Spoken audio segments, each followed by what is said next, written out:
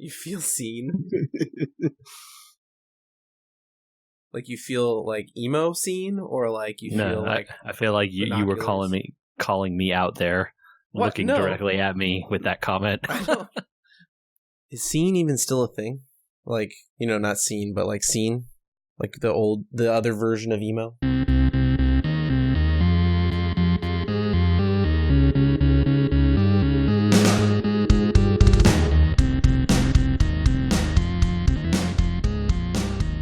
I'm not young enough to know the answer to that anymore. Yeah. I'm not young enough to know the answer to that anymore is a great lead in to episode 169 of We Were Gamers. Will people know why we weren't young enough to know the answer? Who can say what's in the edit?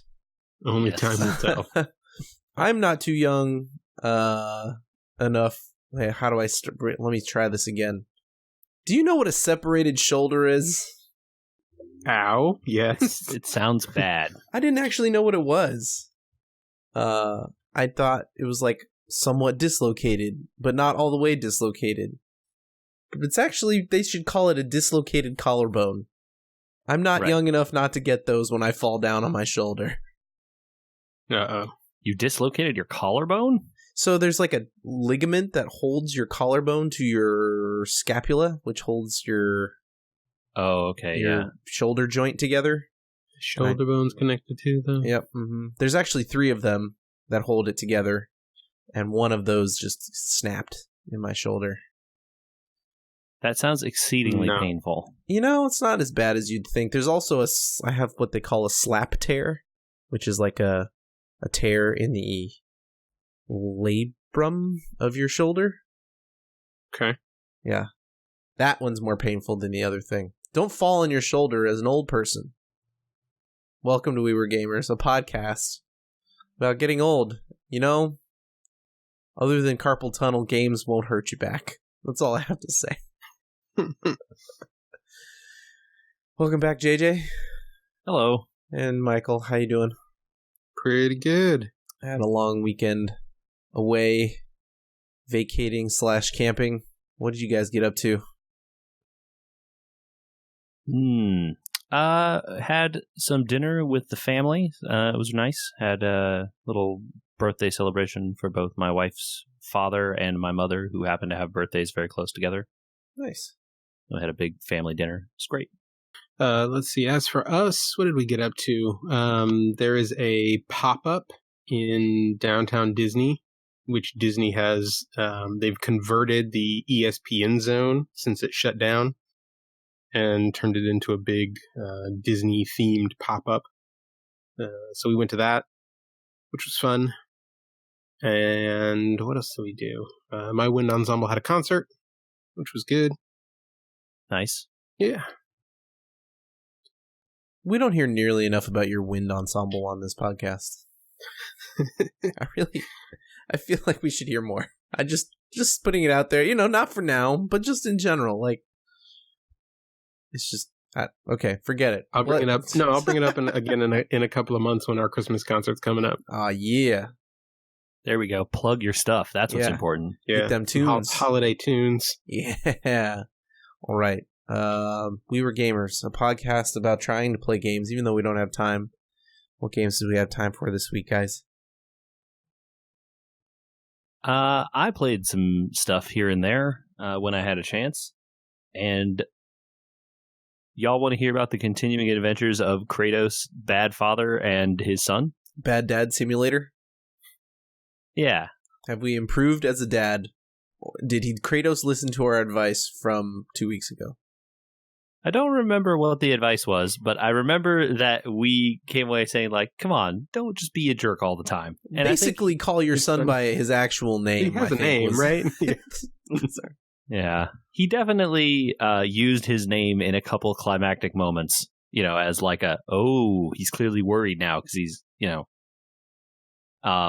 it was good. It got to some really great places by the end. I think that their spin on Norse mythology is very interesting because they're, while they have guys like Thor in the game and you hear talk about Odin, you don't really see much of them.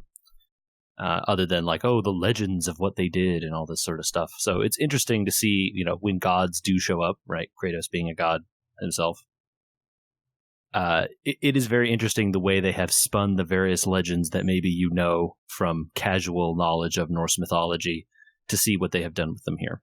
I really love alternate history stuff, or alternate theology stuff in this case, right? But, Stargate had that idea of like, all right, what if Egyptian and later on Norse mythology are actually based on like this other concept, right? With the Stargates and all that, or alternate histories of the U.S. in TV shows and things. I'm into that. I very much enjoyed rowing in the boat to go to places rather than fast traveling, so I could hear the talking head tell me about like tales of the legends of the dogs that chase the sun and the moon and precede Ragnarok, or this giant who had a fire sword and went and killed a bunch of people and then got tricked by Thor, or a bunch of stuff like this. Is there enough of that to keep you entertained, or does it start to repeat as the game goes on? It doesn't repeat, or at least I never got much of it to repeat. It definitely just at some point, like, it becomes clear that he has nothing more to say, and so as you're rowing, it's just quiet, and then you use the fast travel. Nice. So that's been very fun. I did get to the end of that game. I didn't beat all of the like super hard combat challenge stuff. I did a bunch of it, but not all of it. It was really fun and entertaining until it got to be like past entertaining and fun to like, this is just really hard. I feel like they're just spamming attacks that I have very little chance of blocking and avoiding here. And like, I really would need to like Dark Souls train up on this boss to get good here. And I didn't feel like I had that in me at the time, so I stopped. But the combat definitely has that quality. Like once you get way into the upgrade trees and once you really have dug into all the systems and stuff, you really can get a lot of like Dark Souls type vibes. It's just that the game doesn't require it in 98% of fights or whatever. I think I'm into the idea of having those options but not needing them. Like, yeah, if you pay attention to them, you'll be better at the game. Totally. And there are places that do make you use those abilities. It's just that they're super optional and you could just ignore them completely if you want. It felt like I got through the main story stuff pretty handily just by like spamming the attack buttons and using my sweet attacks on cooldown, more or less. At some point you get a lot of cooldowns that you can just kind of like rotate through pretty fast, and then by the time you switch back to the first one, it's all cooled down again and you start over. Yeah. The boy also gets like pretty darn strong if you upgrade him all the way with his arrows and his summons and stuff. So it's really cool. I really, really like it. The end definitely leaves like a big twist that they could, spin out into another game or whatever. So interested to see where all that goes. I really hope they do something else with it because they leave it in a really cool place. So wonderful, Michael. Nice. Yeah. So I picked up a game from the Steam sale. I don't know if it was this last one or the previous one. But it's called Blossom: Tales of the Sleeping King. And it is a kind of homage to Link to the Past. It's made by Castle Pixel, who their only other game that I know of, I also own. It's called Rex Rocket.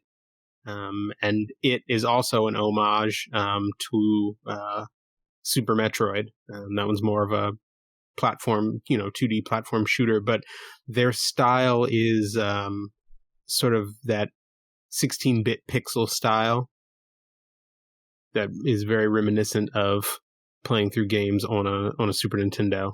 Huh. And this one was good. It follows the same pattern of go to the 3 dungeons and make your way through the puzzles and the enemies and beat the 3 bosses to save the king and rescue the kingdom kind of thing. Very short game, but very well put together. So I did the whole thing start to finish, I think in about 10 hours of playtime. There's something to be said for like a good, nice, short well put together package. Yeah, like I needed something just to kill a little bit of time, and so decided to fire it up, and it was good. It's entertaining. There's a lot of humor in it. The story is told sort of Princess Bride style. It's a grandfather relating the story to his two grandchildren.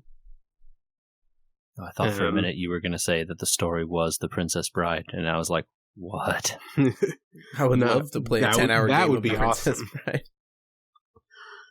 But yeah, so every time you boot the game back up, it shows the grandfather sitting in his chair being like, where was I? Oh, and cool. He recaps the last thing that you were about to do. That's awesome, actually. Yeah, it was a really nice little touch. That's cool. Does maybe JJ can tell me if I'm crazy, but it does seem to me a little bit, Michael, that you like to play homage games. I do. I very much do. I appreciate a well put together throwback. But direct throwbacks to games that you also like to play. Yes. Yeah, for sure. Is that Turns out that a lot of the games he likes also created genres of their own in some ways. True. That's cool. I like that. Oh man. Does it I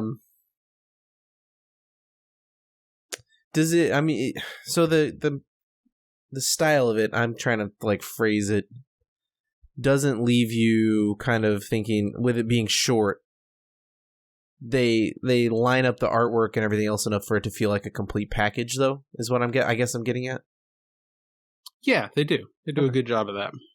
Sometimes those kind of short things can, I don't know, get away from people in terms of like, okay, well, we had too much other stuff, so it doesn't feel complete, you know? Mm-hmm. Like, no, this was good. It struck the right balance of having, the linear story to play through and then other stuff to do in, classic sort of Zelda style. Oh, you like there's a letter delivery side quest. Oh yeah. Got to do your letter delivery, run past the postman, you know? Yeah. Who doesn't love a fetch quest? Exactly. Right on. I have a question for you two because I have not received the email. Okay. But speaking of well put together things, is the GOG new launcher well put together, or does it work? Does the promise of the system work? Someone that has used it also should probably describe what they're trying to do. Go for it, Michael. So this, I love that this started out as, at least my first conception of what they're trying to do started out as an April Fool's joke article. And I don't know if they were already planning on it or if someone said, hey, I think we could do that. But they basically put together a launcher for your game launchers. It literally is like, hey, launch this, and then it will launch all your other launchers. And I think then they were like, oh, what if we just did the other thing, though? Brought to you by GOG and Exhibit. Yeah. So it is really interesting. You open it up, and it just has a list, depending on... there's a lot of filters on the side. You can filter by the individual launchers that you have connected to. Yep. Or you can, filter various ways, which turns out to be important because I end up having a lot of duplicates, I've discovered. Oh, yeah. So it doesn't list your launchers. I didn't understand this. I thought it was like a file system, so you had to like click into Steam to see what you have, but it just grabs all your games from everything. So it does show you in the nav bar on the left all of your launchers. So mine, going down, it has GOG, it has Epic, it has Uplay, it has Steam. And you can click on any one of those and see just the games that are installed or that you own, I guess, under that service. Well, you could do both. You can filter either way, like Sure, just installed or own, in total. Yep. And then you can see an overall view of of everything you own, and then you can see a sub view of only those things that you have installed. And so that's where you'll see duplicates. Right. So when I click on, all games, or I forget is it all games? Is that what the title is? It's all games. And I look at everything I have, it's like, in some cases, you're just like, scrolling through all the names, and it's like 2 copies of the same thing in a row, and then you keep going, and then 2 more copies of the same thing. What do you do in that case? I mean, you just choose which one you want to launch, or like you can hide them. You can individually hide the little, so it shows you little almost like ebook style images of the like cover art essentially for each one of the games. Yeah, it would be like what box art would be if these games had boxes. Yeah, basically. But you can individually click on them, and there's an option that says hide game. Huh. And that hide option does a pretty good job of just straight up disappearing that game from anything you can see. Forever. You can get it back, but it is kind of annoying to find. So yeah, so make sure you want to hide it. Right. Wow. But I haven't bothered to, since I have quite a few duplicates, it turns out. I think at some points there were various times when you could copy over Steam keys you had into GOG for free. And definitely. I must have done that. Definitely, yeah. Or things I've gotten for free from other stores. Yeah. Since having bought them at it, Right. I think the only one right now that I have that isn't integrated on this is that Twitch client thing. Like the games that you get for free from being on Twitch Prime. Oh, I didn't even realize you could. No, you can't, as far as I can tell. Oh, you can't log in. I see what you're saying. Yeah, as far as I can tell, or at least I didn't see an option for syncing my Twitch account into this thing to get all at those games. But it had all the main PC stuff that was but Epic. Not just the PC stuff. Yeah. It has Epic. There's more. It has Epic, Steam, Uplay, Origin. Yep. GOG itself, of course. Battlenet. I don't believe Battlenet is an option. No, I don't believe Battlenet is an option. We said Origin, right? Yeah. The EA one? Yeah. So all of them minus Blizzard and then minus the Twitch one. But it also includes Xbox Live, PC and console, and PlayStation Network. How does that work? You can't launch a PlayStation game from your computer. And you also can't launch like Xbox One or 360 games, but it definitely will show you, here are the games that you own, here's the trophies and the achievements you've gotten in those games, here's the box art, all that stuff, playtimes, if they're available, that kind of stuff. Right. And if I recall correctly, their intention was eventually to make GOG Galaxy available on Xbox and PlayStation. What would that do? I don't understand what that would be allowing you to do. It would be allowing you to see that same information on the PlayStation or on the Xbox. So you could see what your PC friends were playing, right? Oh, okay. Uh-huh. Yep. And chat with them through the GOG client, even if they're on a PC and you're on Xbox Live. Got it. Because in theory, if you are friends on this new GOG system and it's supported everywhere, then you could chat, like you said, through this, even if they're on their Xbox and you're on your PC, or they're on their PlayStation and you're on your Xbox. Huh. Now that's a dream at this point, right? Because you have to get Sony and Microsoft, although it seems Sony is the more reticent one these days, to agree to do that. Microsoft seems to be all about like, yeah, sure, whatever, dude, use our platform. Right. Sony has been less forthcoming with that stuff. So, does it work well? I have launched games from it. It worked for doing that. There isn't a lot to do on there. I mean, like, what do you do on this?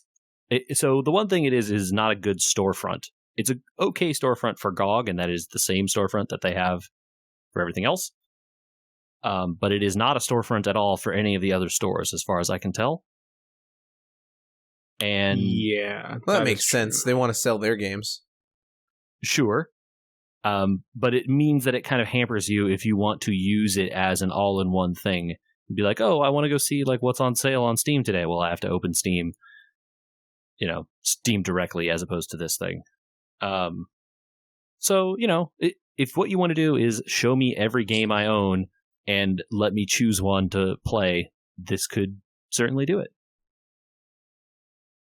Cool. What What version is that? Just so people know if they're interested in doing that, and how do they get into it? Or can you get into it, or did you have to get an email?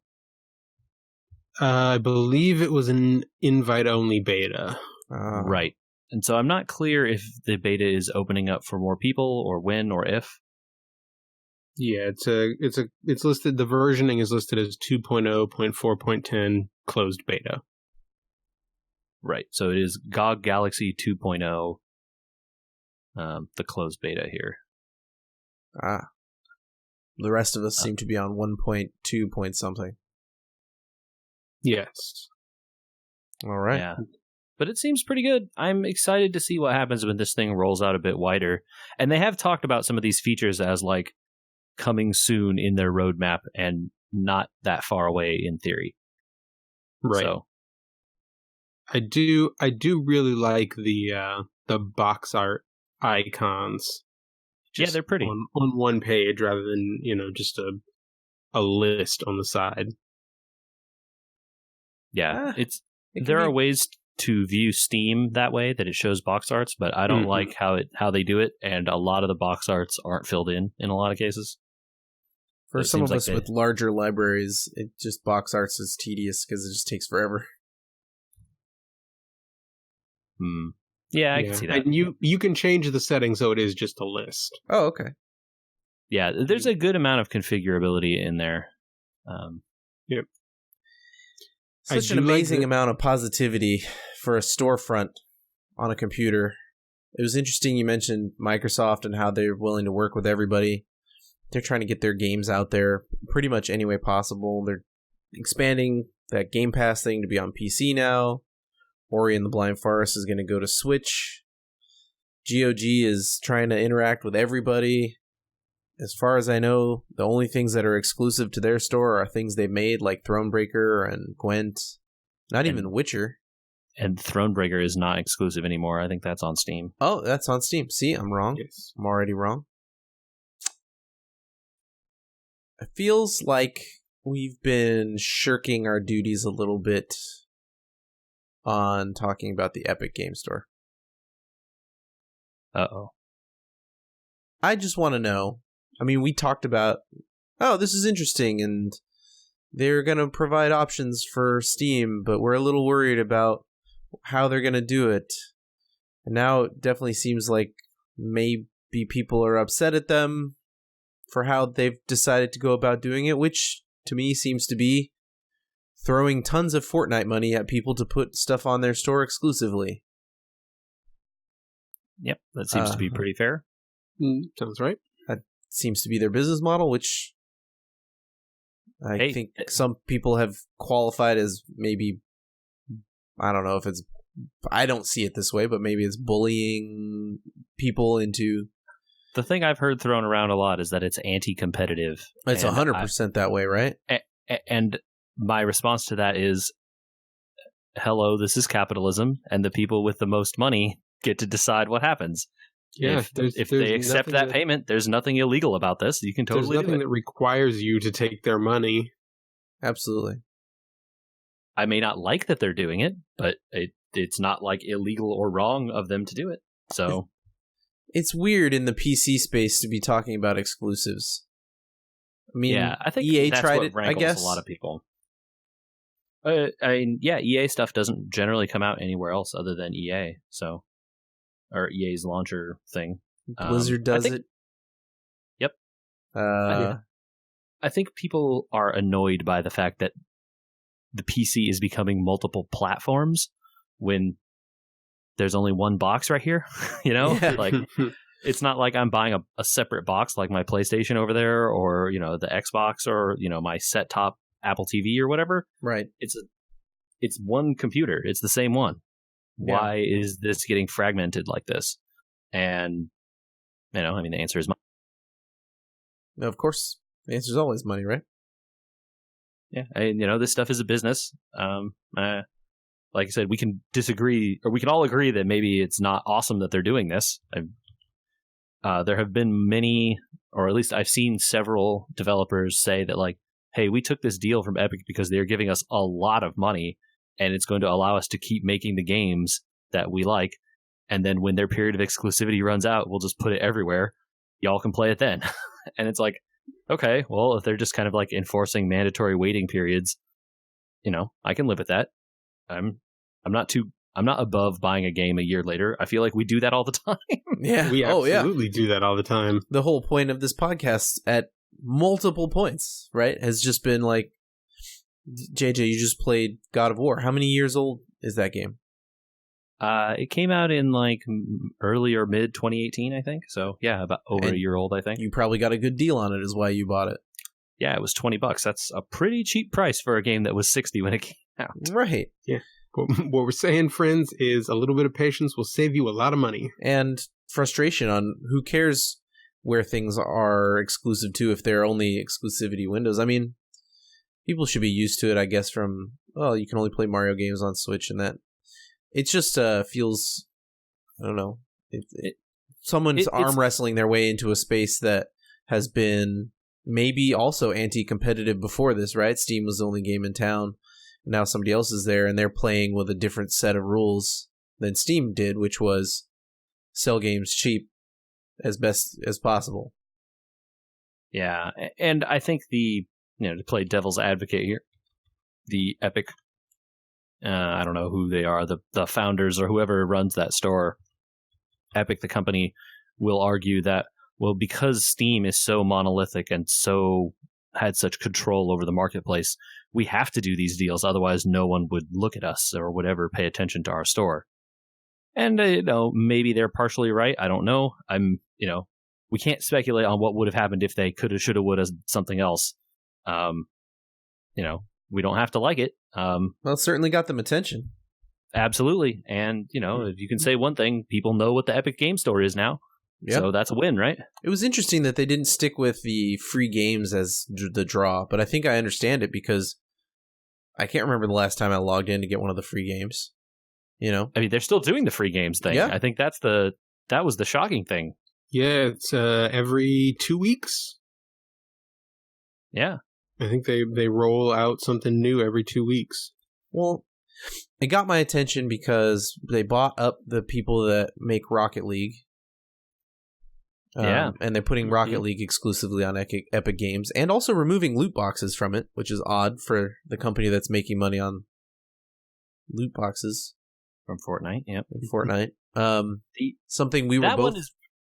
Oh, good. Oh, no, go for it. Go for it. I was going to say that one in particular is really interesting because Rocket League is still going to be accessible on PlayStation and Xbox, and is it on Switch? It's probably on Switch. I don't know. I don't think consoles. Okay. On consoles generally, and I think that game has crossplay across all the platforms now. But the thing that's changing is the PC platform, which is the one that was available on like from the get-go. And has been there the whole time. Yeah.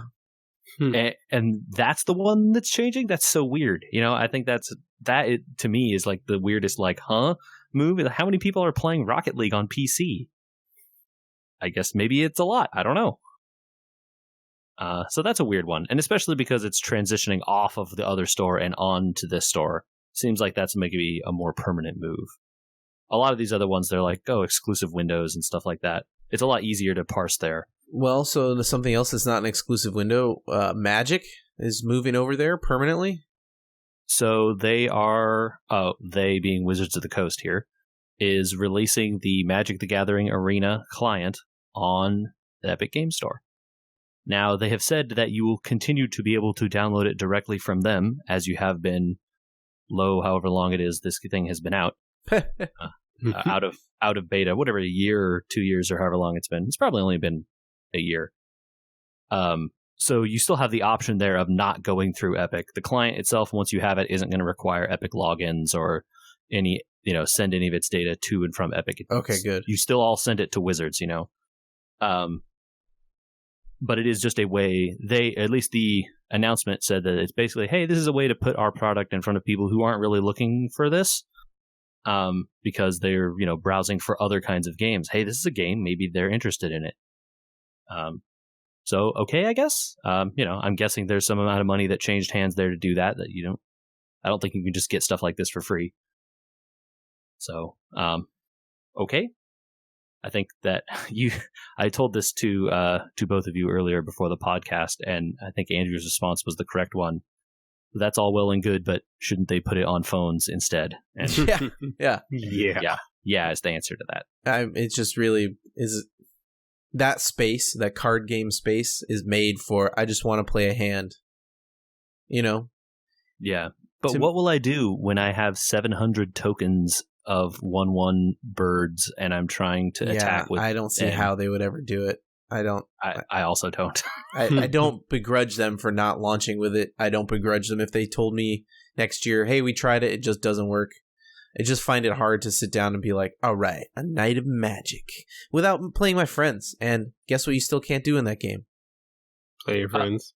You can play your friends via direct challenge, but they don't have a friend system and that kind of stuff, which it's baffling to me how they don't have that. So I can type in your username and hit play, and if you have typed in my username and hit play, we could do that. But that's too much work. Why can't I just click your name?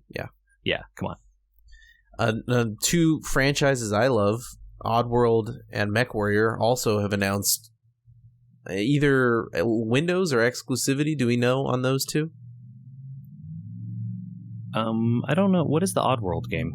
Oddworld, of course, I don't know the name of it off the top of my head, but the next Oddworld is a new one, not a remake of an old one. Oddworld Soulstorm. Okay, that sounds new. I guess you'll still be able to get it on other platforms, but the PC release will be Epic Games only.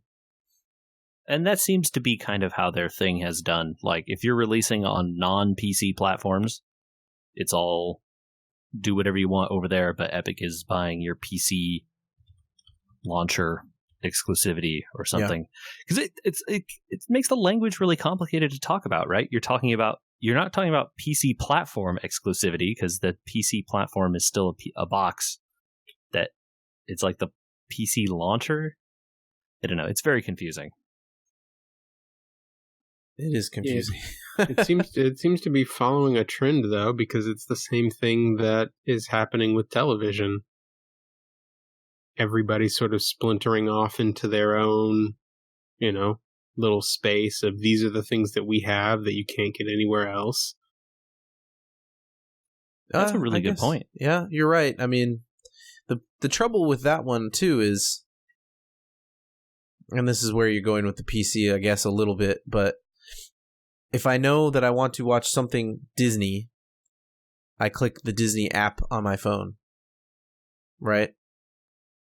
Mm-hmm. But you're right. Apple is kind of stepping into the space that Amazon is also in and Netflix is also in of, I'll open this up and see what's there. And that seems to be the framework of Steam and Epic and GOG, who's completely outside this argument and shouldn't be, right? Because they carry all the same stuff and they're a big company too.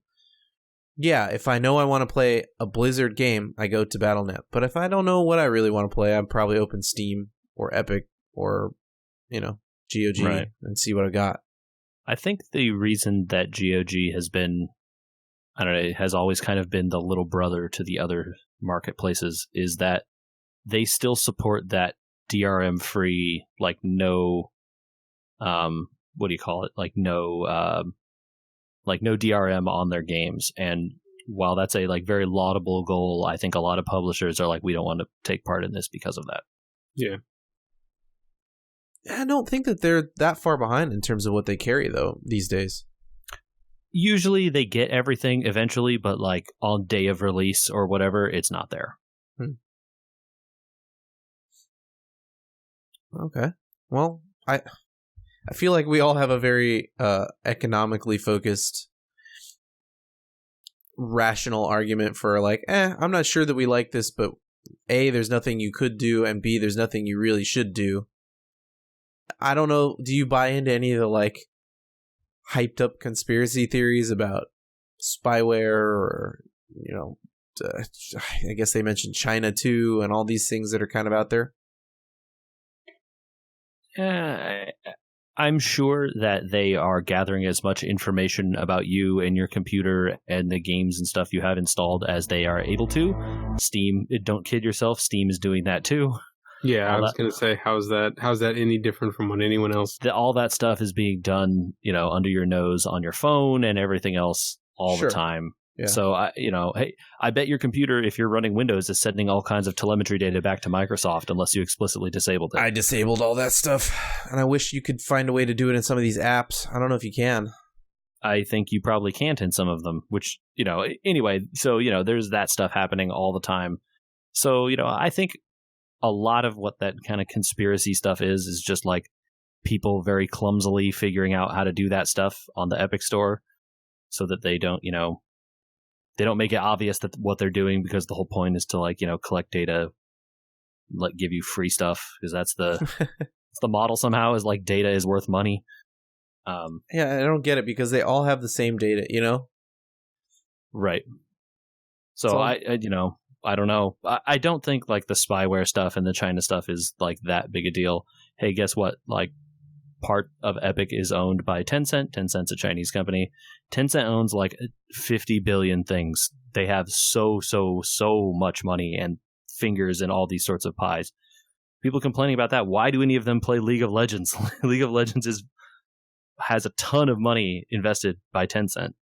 And that game is still wildly popular, and I don't think anyone accuses it of spying for China. So Tencent makes a lot of movies too, Yeah. All right. Don't freak out, people. Also, I can't figure out if MechWarrior... MechWarrior is now scheduled for November release. This is MechWarrior 5, right? I feel like I heard that Piranha Games took a deal with them, but I don't remember what it was or for how long. Yeah, I can't tell if it's... Here we go. Our Epic partnership will allow us to do whatever. We got more money to make more game, basically, right? Pre-order refunds are available. Yeah, I mean, it says, why is MechWarrior 5 Mercenaries an Epic Games Store exclusive? So, it is. It will be an Epic Store exclusive for a year. 1 year. Oh, where'd you find that? Because I was parsing this document. mw5mercs.com/FAQ. I just hadn't clicked the FAQ yet. Dang it.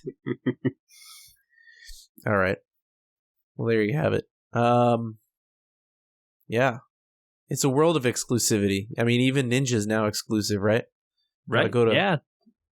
Microsoft. A lot of money changed hands there. Bought and paid for. Streaming on Mixer. If you want to hand us money to stream on a different content platform, you can write us. Podcast. We will absolutely do. WeWereGamers.com. We will gladly go to Mixer. We will sell out. You let us know. What is the price? Everybody has theirs, and ours is probably not that high. Look, we're not talking Ninja money. Maybe Ninja money for all three of us put together. Or less. Less is probably fine. Less is probably fine. Just pay off my house. How about that? Even less than that's fine. So we just keep working this down. I'll negotiate for you. We're negotiating from a position of strength where we will give you whatever you want. Yeah. So you want us to go to Mixer for free, huh? You drive a hard bargain. Oh, that should be, I guess, the next thing, right? Like people being mad at Twitch. I don't have that in me today after talking about Epic Games, but... I don't think anyone was mad, or I didn't see a lot of people being mad. I don't either. I heard he was mad about some stuff that Twitch did after he left, but I don't know what you're supposed to do about that. Twitch had a webpage that was being hit relatively frequently, and no one was there to use it, so they put some, advertising for their own platform on it, and some not great stuff showed up there. Ninja got mad about it. Okay, but he didn't do it. It's not his fault. Yeah. Why are they mad at him? Why is he mad at all? He doesn't want his brand associated with that stuff. I get it, but delete your Twitch page. He did. Well, it was like this is not here anymore, right? Uh-huh. And they replaced that this is not here anymore with here are some other Twitch streams you might like. Oh, Ooh. which supposedly Interesting. they have not done for anyone else. interesting. So they snapped up his URL, huh? Yep. It's the yeah, essentially the if you go to twitch.tv/ninja or whatever it is, then it now shows you a bunch of other streams that you might want to watch instead of the Ninja is no longer here page. I mean, that seems within their right. I guess he's worried about whatever shows up there. Yeah. When some unsavory stuff showed up there, that was when it kind of got out that they were doing this. But maybe they should take unsavory stuff off of Twitch. yes, that's the real answer here, you know? You might be asking for too much there. Yikes. Moderation? Moderation no, would be no. a good idea. Oh, well. Like I said, I don't think I have it in me to talk about it. That's So- another episode. Instead, let's do a component class. Ooh. Okay. Ready? No, you're Pop not ready quiz. because you didn't know where this was coming. Pop quiz. It is a pop quiz. I need help. So this is a component class where you teach me some stuff, or at least I ask you some questions. Okay. Okay. Keyboards. I know a lot about keyboards. We're going to do a component class about keyboards where we talk about switches and speeds and what they're for and mechanical versus membrane, etc., etc., etc. But before we get there, like every other component class, we need to have a component for my upcoming computer in hand to talk about. And to get there, I need to ask what you guys use, because I'm getting a lot of answers from a lot of people about a lot of different things that they use, and some of them have surprised me. Like hardcore gamers that play all the time using non-mechanical keyboards, and they don't care. No, whatever. I like the way the membranes push, or lighted versus unlighted, macros, etc. So I want to know, A, what you guys are using. We'll go through what I'm using, what you like, what you don't like, what you think a keyboard should have. And we need to build me a shopping list of things to look for as I go out and look for a possible replacement for this keyboard that I have in front of me. So I'll start real quick, just kind of leave it off. I'm currently on a SteelSeries keyboard with cherry black keys. Again, we'll do another component class once it's bought. We'll go through all the keys and stuff, but those are mechanical keys of a certain type. Linear resistance, right? All the way. Right. Mm-hmm. Non-lighted with a NumberPad. No extra space or anything. Just literally the exact space of a keyboard. No macros, no lighting, etc. That's what I'm on right now. I've had some problems, not with the keyboard. The keyboard functions perfectly. It will go in a drawer if I stop using it. Maybe I don't stop using it. Maybe we come to the point that, you don't need something different, but we'll talk about that. My keycaps break a lot. So whatever thing they used, I'm guessing not PBT, probably cheap ABS, they crack under pressure. So I need to at least buy keycaps, but maybe I need to upgrade. I don't know. What are you guys on? Go ahead, Michael. So mine's a Razer, BlackWidow. It is all black, matte black, but it is backlit green, and the keys glow green as well. Can you change that? I don't believe I can change the color, but I don't actually remember now. I'm just I like curious. it. I like the brightness of the green, so I have left it there. If I can change it. Like yours, mine has the NumberPad. It's almost a standard size. It does have one column on the far left of 5 macro buttons. But other than that, it is a standard size keyboard, mechanical, wired. Do you remember the type of keys? Yeah. Are they So it is mechanical, but you don't know what's in it. Razer may have proprietary keys. Very possible. Okay, Michael, you can answer this here. We can do it. When you press down on a key, does it stay the same pressure all the way down until it types? Lighter? Does it get lighter after just the first little bit? I believe it feels like it stays the same. Yeah. Okay, so then we're probably at either what amounts to a black type key or linear resistance key. Linear resistance key, or maybe like a spring, kind of one of those old IBM style buckling spring kind of things. Yeah. Where are we? Here we go. Well, JJ, what do you have while he's looking? Well, I have the finest in monoprice keyboard technology. Hey, you know what? Monoprice makes a good mechanical keyboard. That they do, and that is this. It is a mechanical keyboard from Monoprice. It is not backlit at all.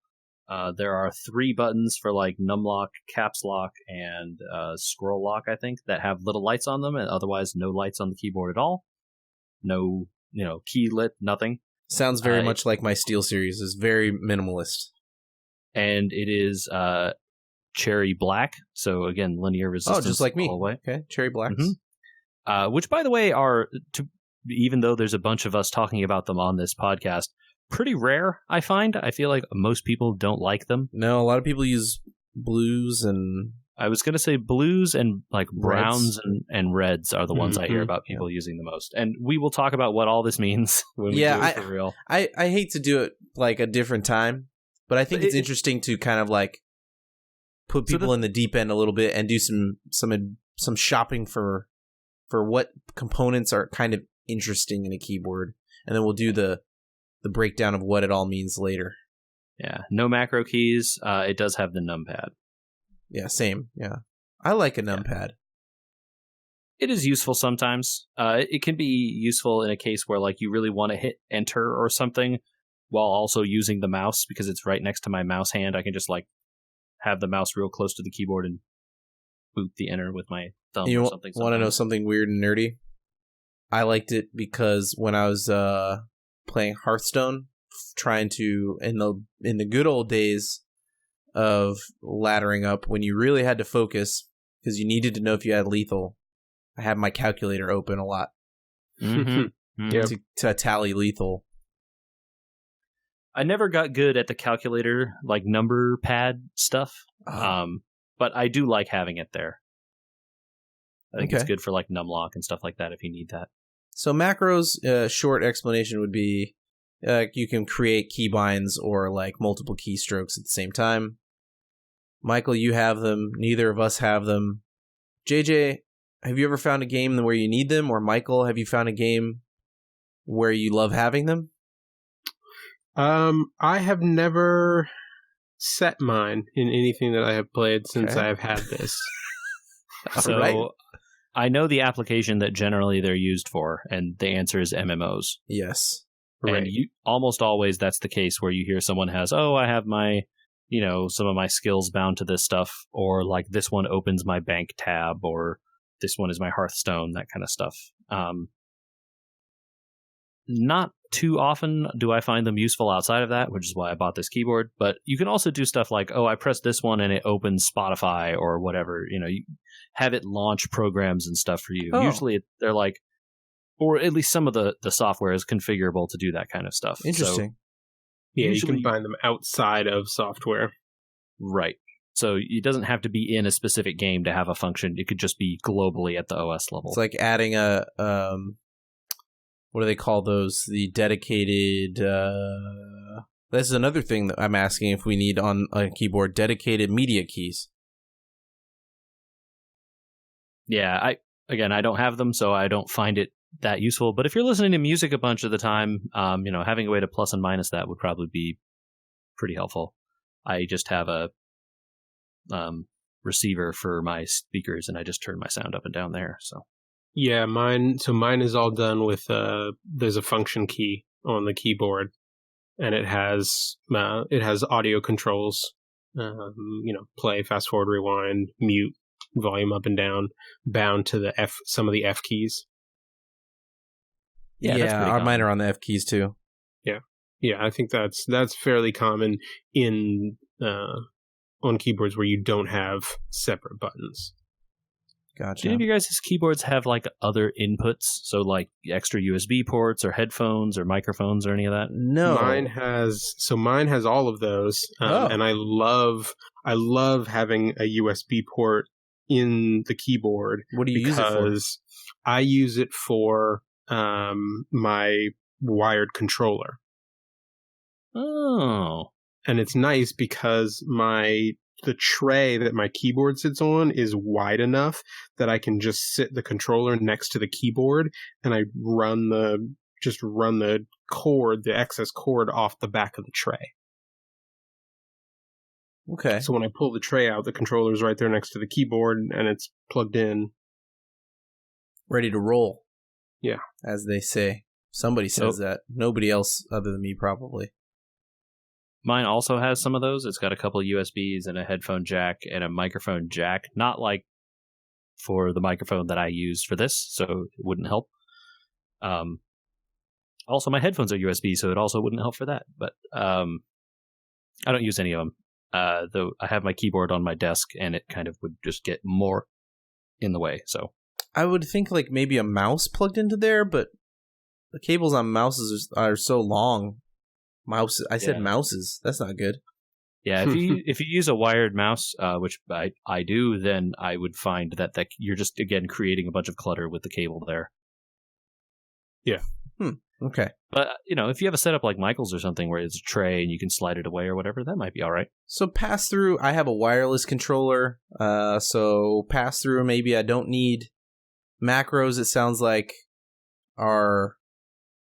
if it's cheaper, don't worry about it. You're talking about playing WoW Classic, though. You might want them. Man, unless that they announce, like, next month, I know multiple people, including myself, that will not play it and don't need macros, but would need macros and would play it if it was, like, $4.99.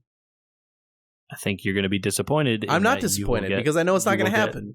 Yeah, you will never get that. Yeah, I know. They don't want to undercut their other subs. Like, good friend of the pod, Chris, has multiple times said he would lose 3/4 of his guild if they separated the subs because they would all go to Classic and quit Modern WoW.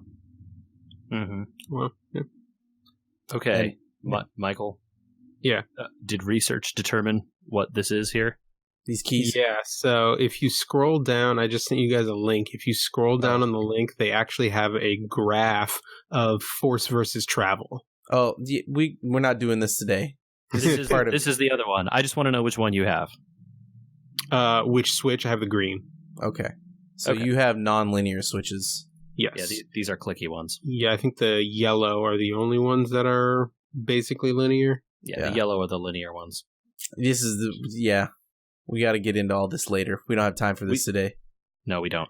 It is a thing. I will say about all this stuff, though, that a lot of it really does come down to feel. Yep. And what you prefer, and there is no right answer. Oh, it's all preference. That's 100%. That people that have never tried mechanical keyboards are just like, this stuff is too complicated. I don't want to think about it. They're partially right.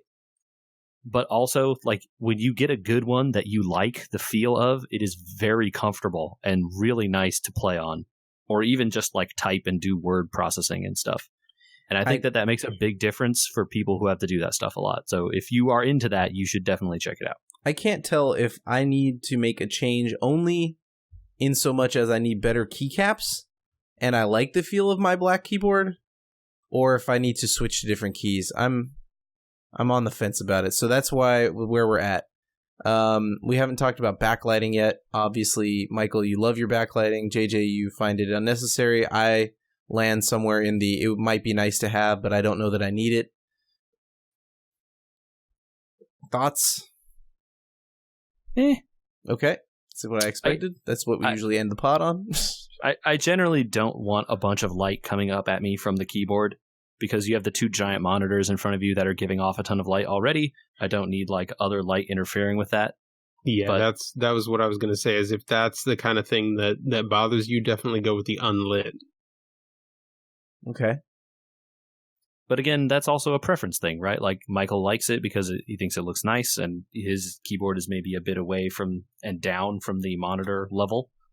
Some people similarly like to have fun, shiny lights in their computers and stuff, which I also don't like. So, takes all kinds. And there are keyboards out there for everyone of all shapes, sizes, and key type preferences. Yeah, a lot. And we didn't even talk about membrane. I think that we all like mechanical more than membrane, at least for... I love membrane on my laptop, right? Because they're very thin. Yes. They're not loud. Yeah, I think generally the membrane ones are typically the most quiet, or generally are very quiet. That's always good. I don't know. What else is on your guys? Is there anything else on your guys' shopping list for a keyboard that I should be looking out for, or have we kind of covered it? I was wondering. Cord. Yeah, length of the cord. Cord. Yeah. And wireless versus non-wireless. For your application, JJ, with a standing desk, length of cord would be very important. Yes, it was. And actually, I had bought this keyboard before I got the standing desk, and I wasn't sure if it was going to make it because of how long, because the keyboard sits in the middle of the desk and the computer's off to the side, and the hole for it is off to the side, so it has to run a ways and then down. Anyway, I measured it all and it worked. But I was concerned for a while because it's not that long of a cable here.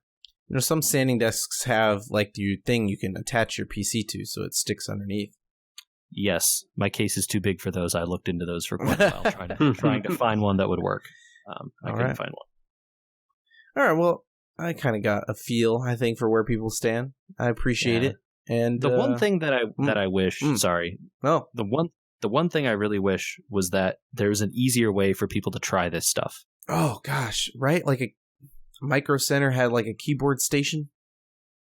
Yeah, people do they not have keyboards set up at Micro Center? I feel like I've been in there and tried some of them out. Well, I don't know what Micro Center is, but I don't know of many places near me that I could go to play with mechanical keyboards. And you really do need to get a feel for it. And there's an adjustment period. It takes a while to adjust to whatever your new one is before you're hitting the key all hard when you don't need to be, or vice versa. And so it definitely is a thing where we talk about it being preference, but how do you know if you like it or not? You have to get a chance to go out and try them. Maybe it should be like shoes, It kind of is. You buy your Brooks and then you get 90 days, and if you don't like it, you can return it. Totally, man. I think that, and then, the competitive gamers all have their very specific keyboard layouts, and they like these ones, and this is the type of keys and all that. It can also be a really customizable thing. I have a coworker who has a keyboard that is no numpad, no even home, enter, delete, and any of that stuff. The arrow keys are squished all the way up alongside the regular, keys with next to shift, enter, control, and backspace on the side there. And there are no F keys, and it is just that home row, and that's it. And it has no lettering on any of the buttons. Ugh. Ooh. So it is just this tiny black little thing that sits on his desk, and he loves it. No markings. Yeah, so none of the keys are labeled. I've seen those, but not for me. I don't remember which one is bracket and which one is plus and minus, so it wouldn't work for me at all. Yeah. But so, there's all kinds of stuff out there. It is really the wide, wide world of whatever, and you don't need to just accept the random Dell or, random keyboard that comes with your computer. Oh, a lot of people like those too, and though we're not the market for telling people about those, I don't think. Yeah, I mean, look at at your office, or if you have a keyboard or computer at your office, then you're going to use what you get. If they give you a laptop, you're using that. It's not it might be advantageous for a lot of people that do a lot of typing at the office to look into a mechanical keyboard, though. My office provides them. If you can say that, hey, I'm, they do an ergonomic thing, they will definitely get you one if you think you're going to get RSI or something. There you go. Because I do a lot of typing, and I find it valuable to have a mechanical keyboard. Yes. Beautiful. All right. If you have suggestions on things that people should buy in a mechanical keyboard or avoid, or I don't know, anything that you think is important about PC keyboards, don't email. It's just, I can't take it. No, podcast, wewergamers.com. JJ, where else? We are on Twitter and Instagram at We Were Gamers. Check us out on there. We're also on Facebook.com/We Were Gamers. And YouTube, we have all these podcasts plus all the various subspace transmissions and other special episodes that have gone up over time on youtube.com. So check that out. Search for We Were Gamers. Give us a follow on there. We would appreciate it. There was the 10th episode of Subspace Transmissions went up last Friday. It's brand new. It's about Star Trek Discovery. It's a good one. Yes.